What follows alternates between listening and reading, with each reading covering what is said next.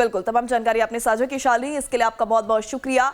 आइए रुक करते हैं अगली बड़ी खबर का, जो कि टेलीग्राम पर बैन को लेकर सामने आ रही है। दरअसल टेलीग्राम पर बैन जारी रहेगा।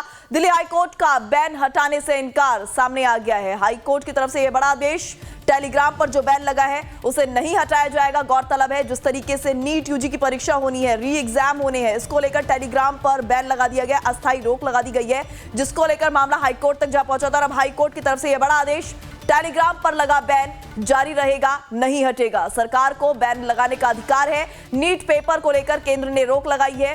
22 जून तक टेलीग्राम पर लगी रोक इसी तरह से जारी रहेगी। ये बड़ा आदेश हाईकोर्ट की तरफ से सामने आया है। ये इस वक्त की बड़ी खबर, दिल्ली हाईकोर्ट का अस्थायी बैन को लेकर बड़ा फैसला, टेलीग्राम पर लगा बैन जारी रहेगा।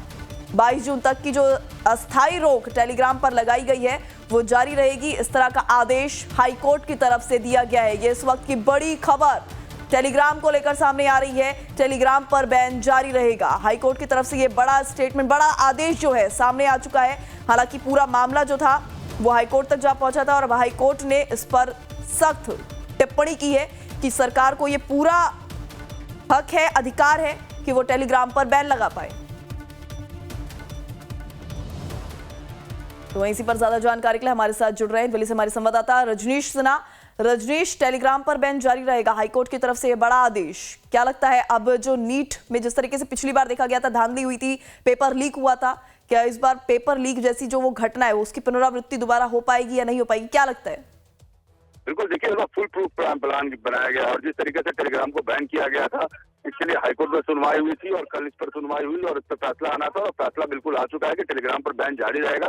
सरकार को पूरा हक है कि वो किसी भी सोशल प्लेटफॉर्म को बैन कर सकती है जब वो जनहित का मामला हो। और जिस तरीके से पिछले बार नीट में पेपर लीक हुआ और उसके बाद जो बड़ा बवाल हुआ और जिस तरीके से लाखों छात्र थे और विद्यार्थी थे, उनका जो भविष्य खतरे में पड़ गया, उसके बाद से लगातार ये चर्चा हो रही थी कि कैसे इस बार अगर 21 जून को एग्जामिनेशन होना है तो फुल प्रूफ एग्जामिनेशन हो। और उसको लेकर जो सेंट्रल एचआरडी मिनिस्टर है वो लगातार बैठक भी कर रहे हैं और अलग अलग अधिकारियों की प्रतिनियुक्ति की जा रही है। अभी बताया जा रहा है कि अलग अलग स्टेट में जो अधिकारी है वो प्रतिनियुक्त किए जाएंगे जो मॉनिटर करेंगे पूरी तरह से एग्जामिनेशन को। और हाईकोर्ट का डिसीजन ये बताता है कि टेलीग्राम बिल्कुल 22 तारीख तक बैन रहेगा और जो भी लूप होल्स मिले थे और जो लकूना हुआ था वो बताया गया था कि इस तरह के सोशल प्लेटफॉर्म के जरिए भी जो पूरा इनका संगठन था और जिस तरीके से कॉन्स्पिरेसी की गई और एक कॉन्स्पिरेसी के तहत ही एक लंबी प्लानिंग की गई थी कि कैसे पेपर लीक कराना है। इसमें कई प्रोफेसर जो है वो घेरे में आए थे, जो क्वेश्चन सेटर्स है वो घेरे में आए थे और अब ये निर्णय आ गया है कि टेलीग्राम बैन रहेगा। तो ये तय है कि 22 तारीख तक ये सोशल प्लेटफॉर्म को बैन कर दिया गया है और नीट की परीक्षा इस बार हो तो कहीं से भी कोई पेपर लीक की गुंजाइश न बन सके, इसके लिए सरकार तमाम कोशिशें कर रही है। जी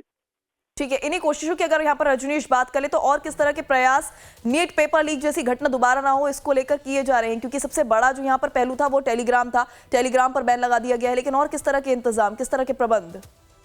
देखिए, सिर्फ टेलीग्राम ही नहीं, जितने सोशल प्लेटफॉर्म है सभी पर नजर रखी जा रही है क्योंकि टेलीग्राम से एक सोशल प्लेटफॉर्म है, ऐसे कई नेटवर्क्स हैं जिसका इस्तेमाल इस तरह के लोग कर सकते हैं।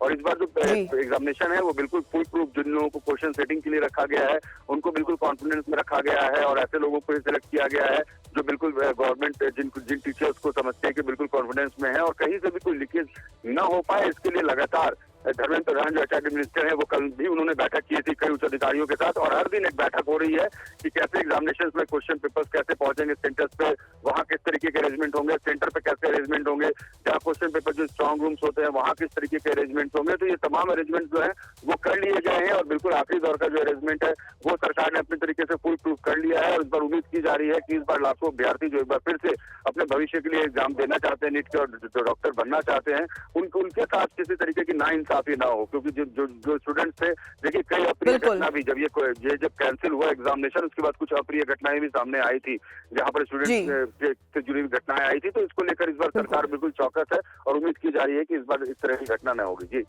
ठीक है, तमाम जानकारी आपने साझा की रजनीश, इसके लिए आपका बहुत बहुत शुक्रिया।